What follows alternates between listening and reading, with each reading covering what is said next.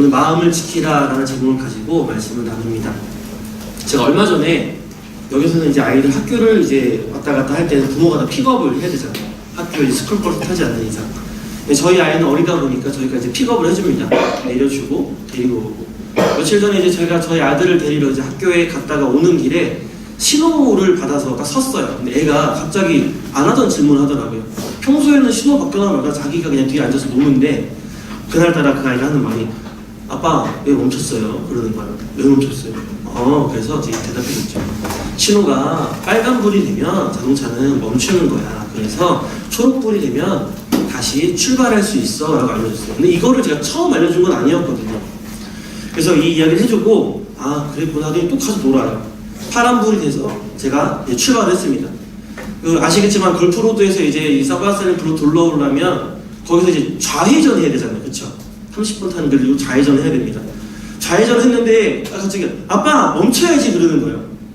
왜 깜짝 놀라서 제가 빨간불에 들어온 줄 알고 분명히 초록불에 제가 갔는데 애가 멈춰야지 그러는 거예요. 그래서 내가 신호를 잘못 봤나? 하면서 다 갔는데 그랬더니 얘가 본 신호는 내 신호가 아니라 이 좌회전 하고 나면 상대방 신호 있잖아. 이 신호를 보고서는 이제 아빠 빨간불에 지나갔다는 거예요. 그래서 설명을 또 해줬어요. 저 신호는 내가 볼 신호가 아니라 다른 사람이 보는 신호였는데 아무리 설명해도 거기까지는 이제 내 돌 지난 애가 이해하기 어려웠나 봐요. 무조건 아빠가 잘못했다는 거예요. 빨간불은 멈춰야 되는데 갔다고 아빠가 규칙을 어겼다고 뭐라고 하는 거예요. 그래서 아빠가 미안하다. 다음에 아빠 조심할게. 그걸 넘어갔어요. 여러분 우리가 세상을 살면서 지켜야 될 것들이 너무나 많습니다. 우리가 모두가 운전을 하고 예배에 오셨잖아요. 당장 운전하고 도로에 나가기만 하면 당장 우리는 교통법규를 지키지 않으면요 최소한의 나의 안전과 우리 질서들을 우리가 지킬 수가 없게 되어집니다. 살면서 지켜야 될 것이 이 교통법규뿐만은 아니죠. 우리가 수많은 사람과 교제하고 살아가는 것만큼 내가 아는 수많은 사람이 있는 것만큼 그 사람의 수만큼 사람에 대한 예의와 규칙 또한 지켜야 됩니다. 내가 내 아내와 지키는 규칙이 있고 또 내가 아는 친구와의 규칙이 있어요. 근데 내가 아내와 지키는 규칙을 친구와 똑같이 지킬 수는 없어요. 그러니까 수많은 규칙들이 우리 안에 사람 사이에 있다라는 것이죠. 인간 관계에서만 뿐만 아니라 여러분들이 어떤 일을 하시든지 간에 그리고 어디에 소속되어서 무엇을 하시든 간에 우리가 지켜야 될 것들이 너무나 많습니다. 그리고 우리의 소유들도 사실은 우리가 지키지 않으면 모두 다 잃어버리기 쉬운 것들이라는 겁니다. 우리가 이것을 지키는 이유는 단 하나예요. 그것을 잃기 싫어서입니다. 잃어버릴 수 없어서라는 거죠. 교통법규를 지키는 것도 내 안전 지키기 위해서입니다. 빨간불에 가면은 사고 내가 나는 거죠. 상대방의 안전을 지키기 위해서라기보다는 나의 안전을 지키기 위해서라는 거죠. 사람 사이의 관계에서도 규칙을 지키는 것도 그 사람 사이의 관계를 지키기 위함입니다. 그렇기 때문에 우리가 여러 가지 것들을 지키라 합니다. 오늘 말씀에서도 무언가를 지키라 하시는데 그것이 무엇입니까? 이 모든 지킬 만한 것들 중에 세상에 지킬 게 너희가 너무 많지만 그런 것들 중에 너의 마음을 지키라 라고 우리에게 말씀하십니다. 지켜야 할 수많은 것들 중에 콕 찍어서 우리 마음이라고 말씀하고 있습니다. 마음이 중요한 거 우리 압니다. 중요해요. 마음 굉장히 중요합니다. 그런데 항상 마음이 가장 중요하지는 않습니다. 그렇죠? 때로는 우리의 마음이 상하더라도 이 마음을 잃더라도 때로는 더 중요한 게 있다는 거죠. 내가 내 마음 상하더라도 때로는 사람을 더 소중하게 여겨서 내 마음 상하는 대신에 사람을 얻는 경우도 있어요. 내가 내 마음을 잃어버리더라도 생명을 더 소중하게 여길 수도 있다는 것이죠. 지켜야 될 수많은 것들 중에 사람도 있고 생명도 있고 마음이 있지만 하나님은 마음을 지키라 말씀하시고 우리는 때에 따라서 마음도 지켰다, 사람도 지켰다, 생명도 지켰다 한다는 것입니다. 사람을 위해, 생명을 위해 우리의 마음을 그 다음으로 여길 수 있는 게 바로 우리의 존재라는 겁니다. 그런데 오늘 본문은 그 모든 것보다 그래도 너의 마음을 지키라 라고 말씀하십니다. 왜 그럴까요? 왜 우리는 그 무엇보다 마음을 지켜야 하는 것이겠습니까? 첫 번째로 우리의 마음의 모양대로 우리의 삶에 나타나기 때문에 그렇습니다. 이거는 다 아시는 거죠? 마태복음 12장 33절 이하를 보시면 이렇게 기록하고 있습니다. 나무도 좋고 열매도 좋다 하든지 나무도 좋지 않고 열매도 좋지 않다 하든지 하라. 그 열매로 나무를 아느니라. 독사의 자식들아, 너희는 악하니 어떻게 선한 말을 할 수 있느냐? 이는 마음에 가득한 것을 입으로 말함이라 라고 말합니다. 열매는 나무가 맺는 결과물이라는 겁니다. 그러니까 나무가 없이는 열매도 있을 수 없고요. 열매는 그것을 맺는 나무의 성질을 그대로 받는다라는 거죠. 그러니까 당연히 좋은 나무는 좋은 열매를 맺어요. 사람도 이 나무와 같이 그의 성품 그대로 열매를 맺는다는 거예요. 세상에 드러난다라는 것이죠. 내 안에 선한 것이 있으면 선한 게 나오는 겁니다. 내 안에 품어진 게 사랑이면 사랑이 나오는 거죠. 내 안에 품어진 게 선한 게 아니면 선하지 않은 게 나오는 겁니다. 급하면 급한 게 담겼으면 급한 게 나오는 거예요. 내가 사람들에게 그렇게 또 나타나고 있다는 것을 우리가 알아야 됩니다. 아, 그렇구나. 내 안에 좋은 게 있어야 좋은 게 나오겠구나. 그래야겠다. 이거는 내 생각이고요. 이미 사람들은 나를 통해 발현되는 많은 열매들을 통해서 나를 알아가고 있다는 것이죠. 아, 저 사람은 저런 사람이구나. 저 사람 마음엔 저런 게 담겨있구나 라고 이미 나도 모르는 사이에 사람들 사이에서 내가 판단되어지고 알아져 가고 있다는 것입니다. 나는 나를 모르는데 나와 함께하는 사람은 그렇게 알고 있는 거예요. 저 사람은 진짜 예수 믿는 사람이구나.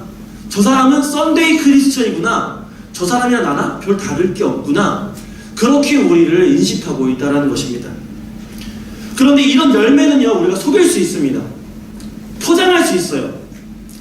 여러분, 여기 룰루 같은 데 마트 가시면 과일들 많이 진열되어 있죠. 전 쿠웨이트 오니까 한국에서 보지 못했던 수많은 과일들을 보고 참 놀랐습니다. 사과만 해도요, 종류가 너댓 가지가 되는 거예요. 너무 한국에서 보지 못한 반짝거리고 아주 빨간 맛있어 보이는 사과. 저는 그 사과가 원래 그런 줄 알았어요. 원래는 반짝거리는 줄 알았어요. 사서 먹어봤습니다. 근데 여러분 맛있습니까? 역시 과일은 한국 과일입니다. 사과, 한국 과일. 귤도 한국 귤이고요. 딸기, 역시 한국 겁니다. 맛있어요. 여기는 정말 반짝거리고 맛있어 보이는데 사서 먹으면 이 속은 느낌이에요. 실제로 속은 거라는 거죠. 어른들이 하시는 말씀이 이렇게 말씀해 주시더라고요. 그 사과 반짝거리게 하려고 거기다 약품 처리를 한대요. 그래서 꼭 씻어서 따뜻한 물에 씻어서 먹으라고 하시더라고요. 소비자를 속이는 거죠. 좋은 열매인 것처럼 맛있어 보이게 속여서 사람에게 사가도록 합니다. 우리는 저 같은 사람은 그게 속습니다. 사 먹죠. 하지만 또 맛없게 보고 다음에 또 속고 또 속아요. 우리도 우리 안에 진실한 것이 없어도 진실한 척 할 수 있습니다. 내 안에 선한 것이 없어도, 내 안에 사랑이 없어도 내가 사랑하는 사람인 척 할 수 있어요. 우리 포장할 수 있어요. 그렇게 사람과 세상은 속일 수 있습니다. 그런데 누구는 못 속입니까? 네. 하나님은 못 속입니다. 그래서 오늘 본문처럼 모든 지킬 만한 것들 중에 너의 마음을 지키라 라고 하고 있는 겁니다. 이것이 우리의 마음을 지켜야 하는 두 번째 이유입니다. 하나님께서는 우리의 중심, 곧 마음을 보시고 그 마음을 원하시기 때문에 그래요. 사무엘이 사울을 이어서 왕이 될 자를 찾아서 이새의 집으로 갔습니다. 처음에 다윗의 형 엘리압을 보고 그의 용모와 키를 보았을 때 이렇게 말합니다. 여호와의 기름 부으실 자가 과연 주님 앞에 있도다 라고. 딱 보니까 너무 잘생긴 거예요. 너무 준수한 거예요. 누가 봐도 왕감인 거예요. 그 자에게 기름을 부으려고 하니까 하나님이 사무엘에게 이렇게 말씀하십니다. 사무엘상 16장 7절입니다. 여호와께서 사무엘에게 이르시되 그의 용모와 키를 보지 말라. 내가 보는 것은 사람과 같지 아니하니 사람은 외모를 보거니와 나 여호와는 중심을 보느니라. 하나님이 우리 중심을 보신다는 거예요. 사람들에게 중요한 것은 사람이 사람을 판단하고 또 현혹되는 것은 그 겉모습입니다. 그 겉모습에 드러나는 준수함에 우리가 그 사람을 안다라고 말하고 그 사람을 판단합니다. 준수함이라는 단어를 제가 사전에서 찾아봤어요. 영어로는 impressive, 인상적이다라는 뜻입니다. 인상적이다라는 것은 여러분 긍정적인 표현을 쓰는 단어예요. 그렇죠? 부정적인 것에 인상적이다라고 말하지 않아요. 인상적인 거 괜찮은데 받았다라는 거죠. 한글로는 재주와 슬기와 풍채가 뛰어나다. 저 사람 보니까 재주도 있고 능력도 있고 딱 봤을 때 겉모습도 멋있다, 퉁치가 좋다라는 거거든요. 준수함이란 단어 자체가 철저하게 외모에만 쓰여지는 단어라는 겁니다. 그런데 사울도 그렇고 사무엘도 그렇고 그 겉모습으로만 판단하고 판단되어진 사람이라는 겁니다. 실제로 사울을 처음 만나 그가 준수하다라고 할 때에도 이후에 덧붙여진 설명은 그의 외모였습니다. 키가 다른 사람보다 어깨 위에 있더라. 그게 준수함, 또 잘남, 겉모습이었다는 것이죠. 그런데 이후에 다윗을 만나고 다윗에게 기름 부었을 때 그에 대한 표현은 어떻습니까? 사무엘상 16장 12절 보시면 다윗을 향하여서 그의 빛이 붉고 눈이 빼어나고 얼굴이 아름답더라. 여호와께서 이르시되 이가 그니, 내가 원한 그니, 내 마음 같은 그니라고 말하고 있는 거예요. 그에게 일어나 기름을 부으라 말씀하십니다. 빛이 붉으면 그의 머리칼이 붉은 것을 말하는 겁니다. 눈이 빼어났다는 것은 눈빛에 총기가 있다는 거죠. 눈이 흐리멍텅한 게 아니라 분명 뭔가 또렷해서 똘망똘망하다는 거예요. 그리고 얼굴이 아름답다는 거, 그게 잘생겼다가 아니라 그의 내면의 아름다움을 말했다는 것이죠. 이것은요, 그의 외모도 표현한 것이지만 또 동시에 그의 마음도 하나님이 보고 계심을 말씀해 주고 있는 것입니다. 하나님은 다윗의 중심을 보고 그를 선택하셨다라는 말씀입니다. 그러면 우리가 하나님은 우리 마음에 무엇을 보시기에 마음을 지키라 했습니까? 마음을 지키라는 거 우리 알겠어요. 왜 마음을 지켜야 하는지 알겠어요. 그러면 우리 마음에 무엇이 들었기 때문에 우리가 이 마음을 지키라 라고 하나님 말씀하시는 겁니까? 여기서 마음에 있는 그것에서 생명의 근원이 난다 라고 말하고 있죠. 23절에서. 여러분, 우리가 영원한 생명을 얻을 수 있는 방법이 무엇입니까? 예수를 믿는 믿음이에요. 그러니까 하나님이 우리의 마음을 보신다고 했을 때 그 마음 안에 들어있는 것은 하나님을 향한 믿음이라는 겁니다. 생명이 나는 예수 그리스도를 주로 고백하는 이 믿음이라는 거예요. 무엇보다 우리가 마음으로 지켜야 되는 게 이 믿음이고, 이 믿음을 지키기 위해서 너희가 그 무엇보다 소중하게 여기라라고, 마음을 소중히 여기라라고 하고 있는 겁니다. 그런데 여러분, 이 믿음이 여러분 생각만 하면, 마음만 먹으면 지켜지셨습니까? 내가 예수를 위해 살아야지 마음 먹었어요. 그 마음 먹은 걸로 지켜져요? 지켜지지 않아요. 마음을 지키는 것은요, 마음만의 일로 되지 않습니다. 마음은 행동과 밀접한 관계가 있습니다. 마음 먹은 게 입술로 고백되어지고 행동되어질 때 비로소 그게 내게 되는 거예요. 내가 마음을 지켜야지 마음 먹고 입술로 고백하고 나는 이런 사람이다 해서 살아갈 때 비로소 지키겠다는 그게 지켜지는 겁니다. 근데 속으로 생각만 하는 거예요. 절대로 지켜지지 않죠. 다이어트가 대표적인 거 아닙니까? 살 빼야지. 백날 너는 마음 먹어보세요. 저녁에 야식 끊지 않으면, 행동하지 않으면 살이 안 빠지는 거잖아요. 믿음도 마찬가지라는 거죠. 살지 않으면, 내가 마음 먹은 것을 행동하지 않으면 지켜지지 않는 것입니다. 마음을 지키는 것도 마음과 행동이 같이 갈 때 지켜질 수 있다는 것입니다. 그래서 24절부터는 이 마음을 지키는 방법을 우리에게 말해주고 있습니다. 여러분, 우리가 하나님의 말씀을 듣고 배웁니다. 그렇죠? 그리고 묵상하고 가르쳐주기도 합니다. 내 것을 만들려고 말씀을 들어요. 배워요. 그것을 통해서 지금 우리가 일하시는 하나님을 보는 눈이 생깁니다. 야, 이게 하나님이 기뻐하시겠구나. 이게 내가 원하는 길은 하나님 원하시는 건 여기구나. 내가 이 일을 해야겠구나. 이와 같은 것들을 우리가 말씀을 보고 듣고 배우고 가르침으로 알게 되어집니다. 그래서 세상을 살아가면서 우리의 눈을 하나님을 보도록 만들 수 있습니다. 그렇다면 우리가 이 마음을 지키기 위해 해야 되는 첫 번째는 무엇이냐면 우리 입술에서 구부러진 말을 버리는 것입니다. 24절에서 말하는 이 구부러진 말, 구부러진 말을, 또 비뚤어진 말을 내 입에서 버리고 멀리하라 라고 하고 있죠. 이거를 버리는 게 우리의 마음을 지키는 방법이라는 거죠. 구부러진 말, 비뚤어지라는 말이란 뜻은요, 진리를 왜곡한다 라는 뜻이에요. 단순히 말뿐이 아니겠죠. 우리의 행동도 진리를 왜곡하는 것은 그것은 구부러지고 또 비뚤어진 거라는 겁니다. 여러분, 진리는 생명을 줍니다. 맞죠? 진리는 소망을 줍니다. 진리는 빛을 보게 합니다. 어둠 가운데 나아가야 할 곳이 어딘지 알게 하는 게 바로 이 진리입니다. 진리는 비참 가운데에서도 하나님을 볼 수 있게 만듭니다. 진리는 가난함에서도 풍요로움을 가질 수 있게 만들어주는 게 바로 이 진리입니다. 그런데 구부러진 말은요, 진리처럼 들리나 생명을 주질 못해요. 들을 때는 나를 위로하는 말 같고 분명히 위로하는데 내 안에 생명이 솟아나지 않는 거죠. 비참 가운데 도움을 주는 것 같아요. 나를 구원해 주는 것 같은데 그 뒤에 하나님이 보이지 않아요. 도무지 소망을 찾을 수 없고 빛을 볼 수가 없다는 것이죠. 여러분, 우리가 주의 일을 한다고 하면서 그것에서 하나님이 증거되지 못하면 여러분, 그것은 구부러진 겁니다. 분명히 예수님을 들먹이고 하나님의 이름을 들먹이고 있는데 그렇다고 다 주의 일이 아니라는 거예요. 분명히 성경의 말씀을 내가 전하고 있지만 그 후에 예수 그리스도가 남지 않으면, 진리가 남지 않으면 그건 구부러진 거라는 겁니다. 그래서 우리의 입술을 잘 살펴야 됩니다. 여러분의 입술에서 무슨 말이 나오고 여러분의 행동의 열매가 무엇인지 우리는 봐야 돼요. 그게 진리인지, 그게 정말 참 예수 그리스도의 복음인지 우리가 봐야 되고, 그냥 그게 구부러진 거라면 우리가 버려야 한다는 겁니다. 버리지 못하면 주님을 향한 이 믿음을 지킬 수가 없다라는 거예요. 제가 이곳에 오기 전에 5년 동안 사역하던 교회가 있었습니다. 거기서는 제가 행정을 하고요, 도중도 사역을 맡아서 했었습니다. 근데 이 행정 일을 하다 보니까 사무실에 앉아서 많은 일들을 앉아서 처리했었어야 했어요.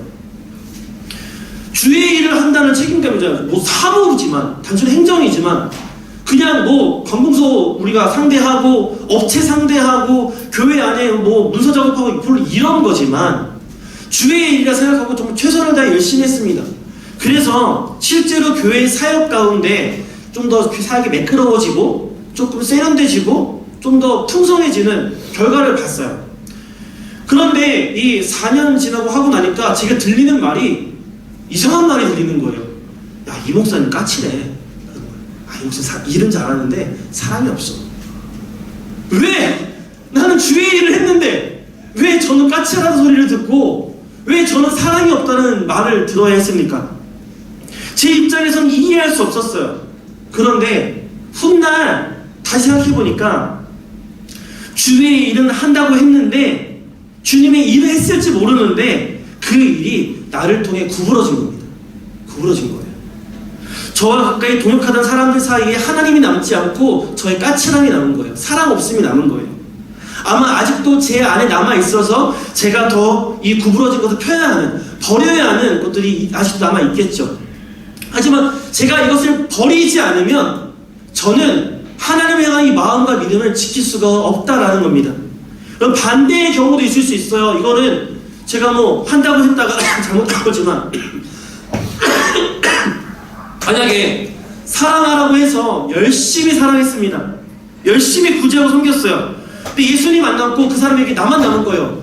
그 사람이 나를 통해 예수님이 남았어야 돼요. 예수님이 사랑하라 해서 구제하라 해서 갔으니까. 근데 왜 그 사람에게 내가 남은 겁니까? 그 이유가 뭘까요? 내가 너희를 사랑한 것 같이 너희도 서로 사랑하라 했으면 하나님이 사랑한 것처럼 나도 사랑해야 되는데 이 말씀이 이렇게 바뀐 거예요. 하나님이 나를 사랑한 것 같이 나도 너를 사랑한다. 사랑의 주체가 내가 된 거죠. 내가 그에게 하나님이 된 거예요. 내가 그에게. 나도 모르게 내 안에 습득되어져 있는 인정에 대한 욕구, 세상적인 욕망, 죄악된 나의 속성이 하나님의 말씀을 구부러지게 해서 그의 마음 가운데 하나님의 사랑이 아니라 내가 남았다는 겁니다. 오늘 성경은 우리의 마음 곧 주를 향한 믿음을 지키기 위해 이와 같은 것들을 버리라 라고 말씀하십니다. 여러분, 우리는 그저 하나님의 도구이고 하나님이 창조하신 피조물이고 그 은혜에 따라 구원받은 하나님의 백성임을 우리가 잊어서는 안 됩니다. 잠언 6장 12절에 불량하고 악한 자가 하는 말이 구부러진 말이다 라고 말씀하십니다. 우리가 구부러진 말을 내뱉고 있다는 것은 하나님이 우리를 볼 때 너는 내 백성이라고 보는 게 아니라 너는 악한 자다, 너는 불량한 자다 라고 보시는 거예요.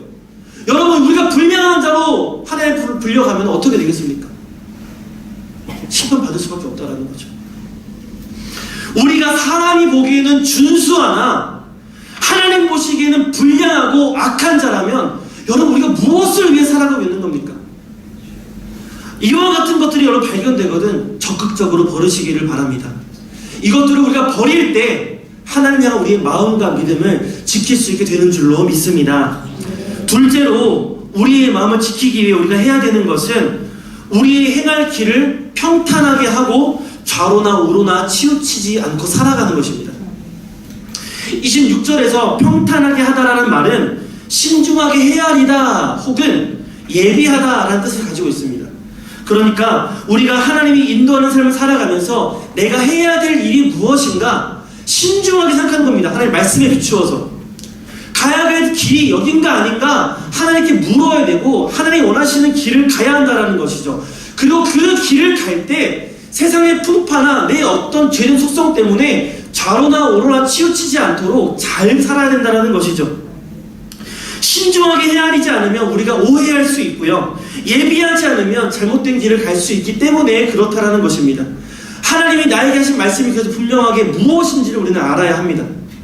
우리가 쉽게 오해하는 거 있죠. 여러분 전도가 뭐냐 했을 때 우리가 전도하는 말을 봤을 때 그게 전도냐는 거죠. 교회에 가면 복받아.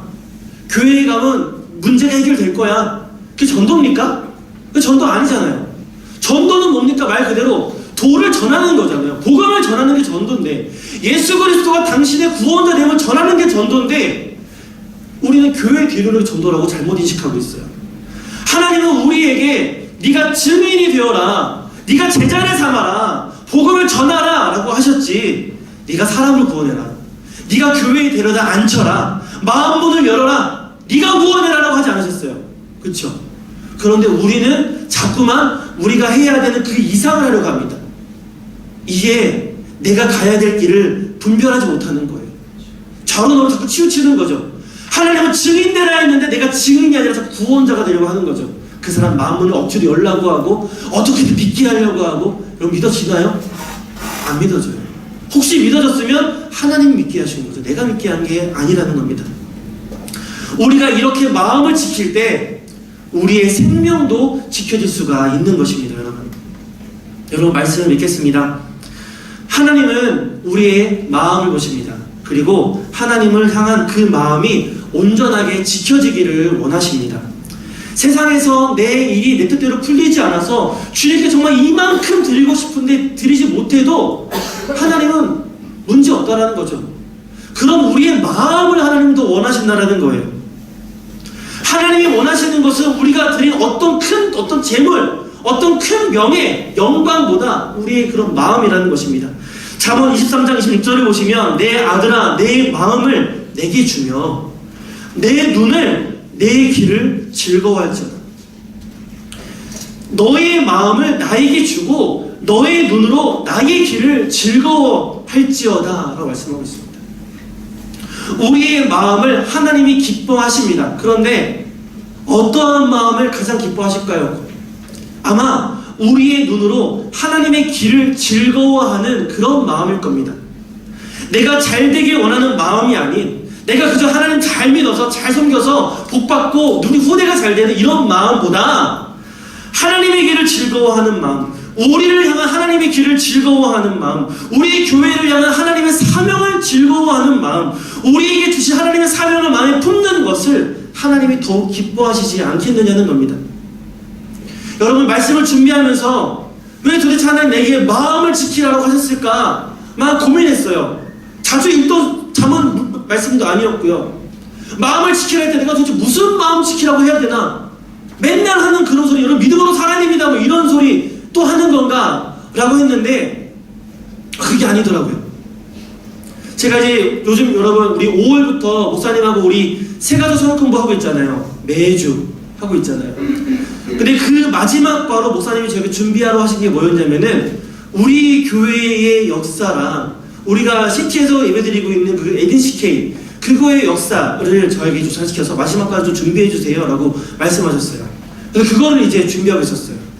아직 NCK 역사는 뭐 제가 못 알아봤어요. 근데 우리 집사님하고 이제 화요일날 오전에 한번 가봅시다 라고 이제 이야기를 했어요. 가서 이제 자료도 좀 보고 사진도 좀 찍으려고. 근데 우리 교회 역사를 이제 옛날 문서들을 이제 꺼내서 보는데 사진 한 장 없더라고요. 근데 전부 다 뭐 예배드린 기록, 회의록만 남아있어요. 그런데 이상하게 회의록에 제 마음에 은혜가 되는 거예요. 제 회의록이. 이해되세요? 여러분 회의록에 은혜 되신 적 있으세요? 회의록이? 누가 기도했더라, 누가 무슨 안건으로 이야기 나눴더라, 누가 무슨 의견 냈더라, 이게 은혜가 되고 제 마음이 뜨거워지는 거예요. 여러분 그거 아십니까? 우리 교회에 굉장히 뜨거운 교회였습니다. 처음 시작되어질 때 우리 교회는요, 다른 교회처럼 누가 개척하고 뭐 그렇게 세워진 교회가 아니에요. 엄청 뜨거운 교회였어요. 요즘과 같이 교회가 뭐 이 생각에 따라서 뭐 오해 때문에 갈라지고 싸우는 게 아니라 복음의 전쟁을 위해서 하나 되길 원한 그 교회가 바로 우리 교회라는 겁니다. 이 무슬림 땅, 요즘 말하는 그 땅 끝에 우리가 지금 있으면서 마지막 때 그 땅 끝까지 이르러 증인되기 위해서 애쓰던 교회가 바로 우리의 교회고, 그 증거가 우리 교회라는 거예요. 회의록 보는데 나중에는 뭐 보니까 반가운 이름들도 있더라고요. 우리 장로님들 이름도 막 나오고, 그때 집사라고 나오더라고요. 장로님들 내가 봤을 때는. 전 처음 장로를 봤는데 집사고, 다 집사고, 우리 한 집사님은 뭐 사회자로 또 있고, 그랬더라고요. 반갑더라고요, 그 이름들이. 그런데 여러분 우리 교회의 그 시작을 우리는 기억해야 되고 그 마음을 우리는 지켜야 됩니다. 70년대 후반에 한국의 수많은 기업들이요 쿠웨이트로 일하러 왔습니다. 수많은 중동 땅에 갔겠죠. 그런데 쿠웨이트에도 수많은 기업들이 들어왔었어요. 그 놀라운 사실은 무엇이냐면 그 건설사마다 다 교회가 있었습니다. 여러분 그거 아셨어요? 신호회가 아니고요, 교회가 있었고, 그리고 그 교회에 설교하는 전도사님들이 계셨습니다. 예를 들어서 뭐 이런 거예요. 현대면 현대 빌립교회 뭐 이런 식으로 다 교회가 있어서 일하는 와중에 항상 정기적으로 예배를 드렸다는 것이죠. 놀랍지 않습니까? 그런데 이 정기적으로 예배를 드리는 가운데에서도 서로의 건설사들이 연합해서, 그 교회들이 연합해서 또 연합예배를 드렸다는 거예요. 그 연합예배가 우리 교회의 전심이에요, 전심. 그런데 그들이 연합해서 예배를 드리고 회의를 하면서 어떤 욕구가 올라왔냐면은 이런 욕구가 올라온 거예요. 야, 우리가 예배 드리고 우리가 은혜를 받는 것만 끝나서 안 되겠다. 하나님이 우리를 이 땅에 보내신 이유가 있지 않느냐라는 것이죠. 그 이유가 뭐예요? 이 땅끝 복음의 불모지에서 마지막 때에 하나님의 이 복음을 전할 전진기지가 필요하다는 것이죠. 왜 그래요? 자기들은 이제 돌아갈 사람들이라는 거예요. 그렇죠? 파견으로 왔으니 아무리 교회가 있어도 우린 돌아갈 사람이에요. 우리가 이 뜨거운 가슴 가지고 아무리 있어 봐야 우리는 가고 나면은 누가 그 마음 이어준다라는 거죠. 그러기 위해서 여기에 연합된 교회가 있어야겠다, 이 마음으로 모인 게 바로 우리 교회라는 겁니다. 그렇게 생긴 게 우리 교회예요. 이렇게 교회를 세워놓으면 우리가 이 무슬림 땅, 이 마지막 시대에 이 마지막 땅끝까지 복음을 전하는 이 사명 감당할 수 있겠다, 그래서 세워진 게 우리 교회라는 거죠. 그래서 우리 교회와 더불어 우리 교회를 통해 세워진 주변의 중동 국가들의 또 한인 교회들이 또 있어요. 회의록에 이렇게 남아있더라고요. 그렇게 돌아가신 분들을 위해 통해 세워진 게, 우리 교회 중 세워진 게 중동선교회고요. 여러분 우리 교회 그런 교회예요. 여러분 교회가 사람의 힘으로 세워집니까? 사람의 의기투합해서 잘해봅시다고 세워집니까? 사람이 좋은 마음 품다고 세워져요? 하나님이 세우지 않으면 결단코 세워지지 않는 게 교회입니다. 그런데 그런 마음으로 모였을 때 하나님이 이 땅 가운데 교회를 세워주셨고 지난 38년 동안 이 교회가 있게 하셨다는 거죠. 사랑하는 성도 여러분, 우리 교회는 우리끼리 모여서 예배하고 은혜 나누려고 만든 교회가 아닌 겁니다. 여기 있는 한인들에게 복음 전하라고 그저 있는 교회가 아니라는 거예요. 그때는 한인 사회가 적었으니까, 이제는 한인 사회가 많았으니까 이제 한인 사회도 우리가 품어야 되죠. 그거는 맞습니다. 하지만 하나님이 우리 교회를 세우실 때 하나님이 우리에게 주신 마음은 이 마지막 때에 이 땅끝에서 저 땅끝까지 너희가 복음을 전하라고 세워준 교회가 바로 우리 교회라는 것입니다. 저와 여러분이 우연히 어쩌다가 돈 벌러 교회 온 게 아니라는 거예요.